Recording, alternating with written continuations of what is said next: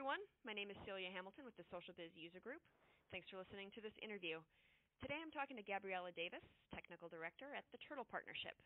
Gab has a really long resume in the Notes Domino world. She's an IBM champion, administrator of hundreds of Domino servers, a frequent Lotus Sphere speaker, and co-founder of Connections101.net.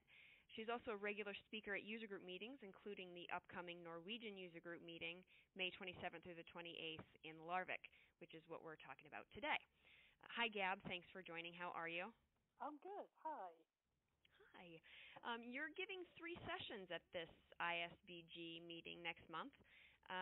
Can you give me a quick rundown of each of them? I am, and hopefully they all kind of fit together. My first session is talking about Domino administration, and it's pure Domino administration. What I want to talk about, I'm often asked to come into a company that I'm seeing for the first time and perform a health check or very quickly get a handle on the environment. And what I want to talk about is the tools that I use when I'm looking at an entirely new environment I've never seen before, which you can also use to monitor and manage your own environment and extend it. Because there are a lot of things in Domino that have been there forever. There are new features that were added in version 7 and 8 and 9. And a lot of us fall back on kind of our tried and true ways of doing stuff and then miss some of the coolness that have appeared over the last few years. Sure. So what I want to do is say these are all the things that Domino is telling me, that when I ask it to tell me, how it's configured and if it has any problems, this is how I ask it, this is the information I get. So that session is really for Domino admins, new and old, to say, this is how you get a handle on your environment, and this is the quickest way to be able to understand how your servers are behaving and if you have any issues. Great. My second session is about LDAP, really. We use LDAP, lots of technologies now. But what I've discovered over the last few years, as we use LDAP in Domino, we use it in Connections, we use it in the same time, is that a lot of people don't really understand how LDAP behaves. They don't understand what an LDAP schema is. They don't understand things like, I want to add a new attribute, but how do I make sure that this server is going to be able to see it? So I want to go back to basics with LDAP and talk about, how does LDAP behave? How is it structured? How does it respond? What is it about LDAP that makes it particularly suitable or unsuitable for things like nested groups? Because a lot of servers, Active Directory, Domino, Tivoli, they all provide an LDAP interface, but they all behave slightly differently. And there are some things that really hurt performance when you designate a server as an LDAP server. For example, I'll often have customers say, we'll just use this Domino server for LDAP. And then when we go to use it, the demand for LDAP will actually bring the server to its knees.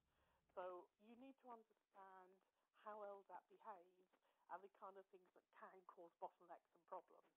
Because although it's just your directory in the background, if it doesn't work, nothing works. So I thought it would be useful to kind of have a good grounding in that, because it applies really to any technology. Once you understand how LDAP works and how to tune it, then really that applies to just about anything you want to use an LDAP directory for. Great. And then my third session is a connection session, and it ties somewhat into the LDAP one. We're going to be talking about adding external users to a Connections environment. And this is something that was new with Connections 5, which is the ability to invite people from outside your company to join a community that's specifically around one area. So when they come in, they don't join as a regular Connections user. They just join as part of that community, and they are a fully active participant in that community. They can contribute on forums, they can share files, but they're very carefully closed off from the rest of your Connections environment and the rest of your organization. So what I want to do in this session is talk about how the security for external users works, how you set up external user access, and the kinds of things that external users can and can't do, what their Connections experience is versus an internal user. And external users also, there's quite a bit there about working with LDAP. So hopefully, so LDAP session. Yeah, hopefully I'll do the LDAP session first.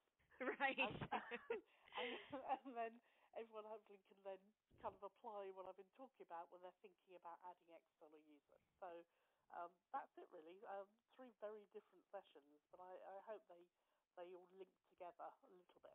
Yeah, they all sound really interesting. Can you share, I know one of them was called Tricks for Super Domino Admins. Can you share one of those tricks? Kind of. So one thing that I think people don't use enough because of basically the title of it, Domino has a tool called decommission analysis. And the purpose of the decommission analysis is it basically, if you're building a new server and shutting down an old server, you give it the 2 server names, and it will produce a report saying, well, the server you're shutting down has these settings, but the server you're replacing it with doesn't have them. So that way you're able to say, oh, if I shut this server off, I'm going to lose all these settings. Right. And it'll say things like, well, the server you're shutting down has access to this database, your new server doesn't. And people, I don't think, use it that much because they think it's literally about decommissioning. But I use it a lot when I'm extending or comparing servers in an environment, because often customers will say, well, I have these 3 servers and they should all be identical. And often we can run decommission analysis, even though we're not shutting one of the servers down, it will still give us the report that says that's the difference between these servers. Wow. And that it's a very useful tool that I don't think a lot of people use to understand, okay, there is, in the configuration document on this server, I have this setting, which is why this other server behaves differently. And because there's so much configuration on Domino, so many places you can do settings, it's very difficult seeing that visually by looking through documents, whereas running these analysis tools will actually come up and do the reporting for you and say, okay, so these are the things that you need to have a look at. So that's one of my favourite tools, and there are several others, but I think it's one that I don't see people using nearly enough. Yeah, it sounds very handy. Yeah. So last year we talked about the same Norwegian User Group conference because you were speaking at it last year as well, and we talked about how they have a special team competition the afternoon of the first day, and it was, I think, CSI themed. So do you have any insight this year into what their special team competition is, or is there anything you're specifically looking forward to at the Norwegian User Group conference? I have no clue what their team competition is, because they keep it very quiet. The first year my team won, the second year we didn't. It's actually a very good event. I think it's a real opportunity for team working, and we have quizzes and games and things that force us to work together. It's interesting for me because obviously, I don't speak Norwegian, and most of the people there do, but we've managed to make it work as a team. Last year, one of the challenges was given an egg and a couple of balloons and a carrier bag and some straw. We had to drop it 3 stories from the hotel without smashing the egg. And I think we came up with a beautiful design, except I think we managed to smash the egg right at the very beginning by doing something clumsy. So, I would do that too. That would happen to me. The engineering part was a work of art. The clumsiness at the beginning, not so much. Yeah. But I really, it's something unique to the user group I've been to, that they actually set aside the time in the afternoon to do that. And I think it gets people talking together and networking in a way that is unique, and a lot of people don't get to do. So I'm very much looking forward to it. Good. I think I'll be taking a back seat this year. I'll let someone else lead. If someone else can lead, you can. That works. That way you can enjoy, and you don't have to have the stress of leading. Yes. It does sound like a very fun event. It sounds like a great conference overall, and this special team competition always sounds like a lot of fun. So the team put a lot of effort into it. It's a very nice location, very good sessions, and they really put a lot of effort into the event. So it's one I particularly enjoy. Well, good. And you said you would, for those who can't attend, you will post your sessions to your blog in yes, I will. So the following conference month. was at the end of May, so by early June should have all the sessions posted to my blog. Great. So anyone who can't attend, who wants to download the sessions, is welcome to. Wonderful.